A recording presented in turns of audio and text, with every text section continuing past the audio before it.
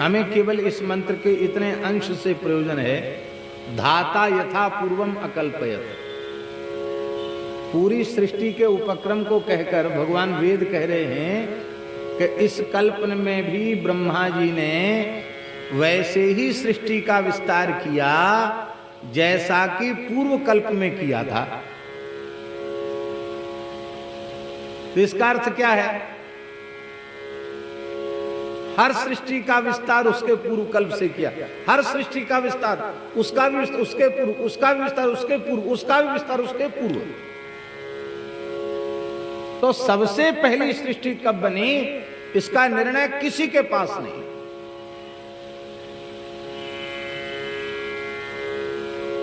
सृष्टि अनादि है।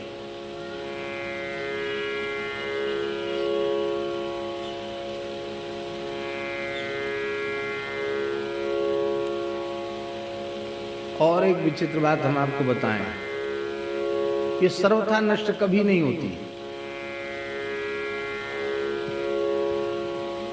शास्त्री जी, बड़ी सूक्ष्म बात है। आप कहेंगे कि महाप्रलय काल में तो सब नष्ट हो जाता है।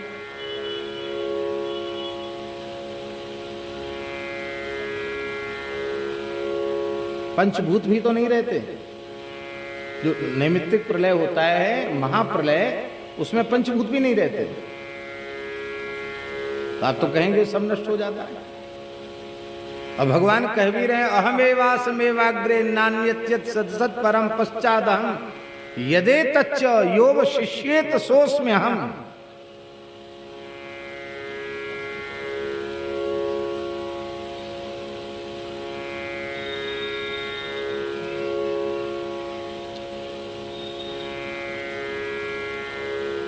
अच्छा चलो, हमने मान लिया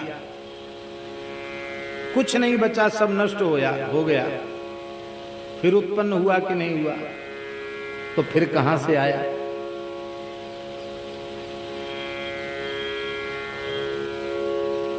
तो महाप्रलय की जो प्रक्रिया है वो इस प्रकार की है, मोटे तौर पर हम कहें, क्योंकि ज्यादा विस्तार करने से फिर कथा कमती हो जाएगी और विषय भी हो सकता थोड़ा क्लिष्ट हो जाए, तो आप लोगों को थोड़ा भारी पड़े।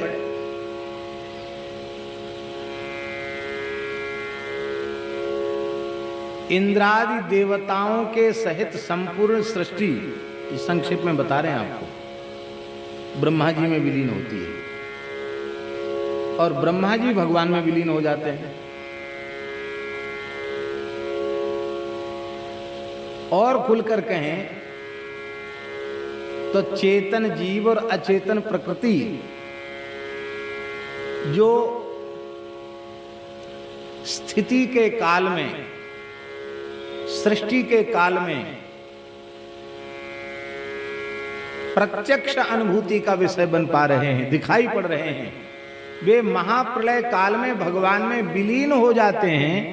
अति सूक्ष्म होने के कारण उनकी अलग सत्ता की अनुभूति नहीं होती है, फिर भी संपूर्ण प्रकृति और जीव भगवान में रहते हैं।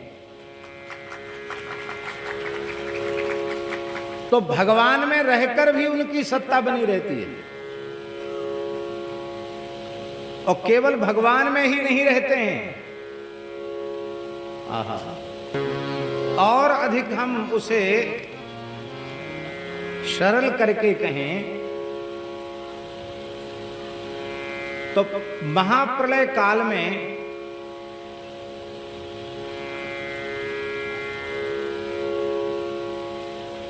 सूक्ष्म चिद विशिष्ट ब्रह्म होता है और सृष्टि काल में स्थूल चिद विशिष्ट ब्रह्म होता है। सूक्ष्म जीव और प्रकृति ये दोनों भगवान में प्रतिष्ठित हो जाते हैं। भगवान में प्रतिष्ठित है ही है, पर वो भगवान में विलीन होने से उनकी पृथक सत्ता की अनुभूति नहीं होती। वे अपने संस्कारों के सहित भगवान में विलीन होते हैं, इसलिए अपने संस्कारों के सहित ही उत्पन्न होते हैं। नहीं तो सृष्टि एक जैसी होनी चाहिए, सृष्टि एक जैसी नहीं है। भाई अमुक जीव अमुक योनि में अमुक शरीर में गया है, तो उस शरीर में पहुंचने के मूल में उसके उस प्रकार के कर्म हैं। तो इतना बड़ा महाप्रलय काल का समय चला गया, फिर भी उनके संस्कार सब के सब यथावत बने रहे। अपने संस्कारों के सहित कोई देवता होता है तो कोई ऋषि होता है तो कोई मुनि होता है तो कोई पशु बनता है तो कोई पक्षी बनता है तो कोई पेड़ पौधा बनता है, कोई विद्वान होता है तो कोई मूर्ख होता है, कोई श्रीमंत होता है तो कोई विपन्न होता है। इसका मतलब है कि उनके कर्म भी समाप्त नहीं होते हैं।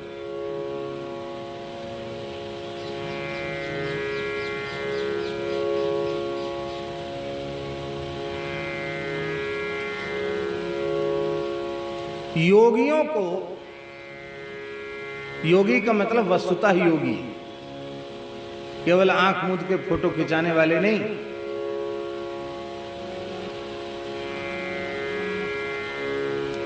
वे हस्ता मलकवत पिंड ब्रह्मांड की तमाम चीजों का अनुभव कर सकते हैं, क्योंकि यद पिंडे तद ब्रह्मांडे यद ब्रह्मांडे तद पिंडे, यह एक सिद्धांत है। जो पिंड में है वो ब्रह्मांड में है, जो ब्रह्मांड में है वो पिंड में है, सब कुछ इसके भीतर है। वे अपने सैकड़ों जन्म को देख सकते हैं, उनकी सामर्थ्य है। पर किसी समर्थ योगी से भी कहो कि तुम अपना सबसे पहला जन्म बताओ,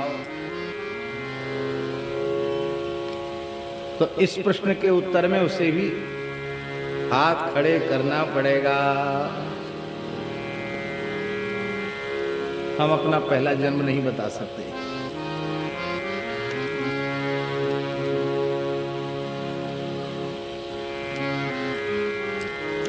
जब से सृष्टि की प्रक्रिया चल रही है, तभी से हम बार बार पैदा हो रहे हैं, बार बार मर रहे हैं।